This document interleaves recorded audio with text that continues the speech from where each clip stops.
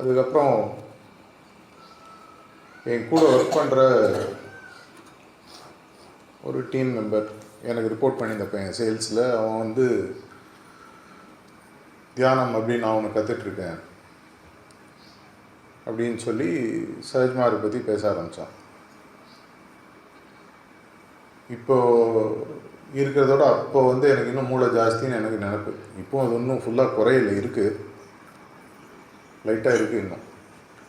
அதனால தான் அதை பேச கூப்பிட்றாங்க போல. அப்போ ரொம்ப மூளை ஜாஸ்தி. அதனால் வந்து எதையும் வந்து ஆராயாமல் இறங்கக்கூடாது அப்படின்ற ஒரு தீவிரமான ஒரு, அதெல்லாம் ஒரு ஸ்டான்ச் சைவைட்டுன்னு சொல்லலாம். சைவ சித்தாந்த கோட்பாடுகளில் ரொம்ப தீவிரமான நம்பிக்கை உண்டு. அதனால் அவ்வளோ ஈஸியாகலாம் ஒத்துக்க முடியாது. ஏன்னா ஸ்ட்ரெயிட்டாகவே பேச ஆரம்பிச்சதே குரு அப்படி இப்படின்னு பேச ஆரம்பித்து ஃபோட்டோலாம் காமிச்சான்.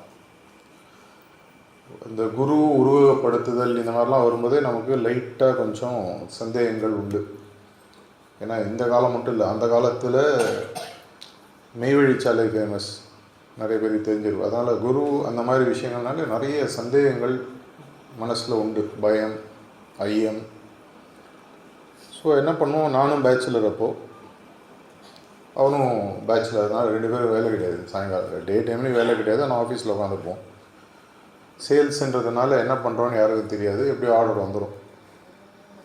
ஸோ சாயங்கால வேலைகளில் என்ன பண்ணுவான், டெய்லி அவன் வந்து அந்த சஹஜ்மார்க் கோட்பாடுகள், பிரின்சிபிள்ஸ் ஆஃப் சஹஜ்மார்க்னு நிறைய பேர் படிச்சிருப்பீங்க. சீரீஸ் 1ல் ஆரம்பித்து சாரிஜி மகராஜினுடைய நிறைய ஓவர்சீஸ் டாக்ஸ் எல்லாம் கலெக்ஷனாக வரும். அது ஒவ்வொரு புத்தகங்களாக கொடுப்பான். ஒவ்வொரு புத்தகத்துலேயும் ஒரு சாப்டரை படித்து நீங்கள் சாயங்காலம் அதை பற்றி நான் டீப்பாக கேள்விகள்லாம் கேட்க ஆரம்பிப்பேன். அவனும் அதுலேருந்து பதில் சொல்லுவான்.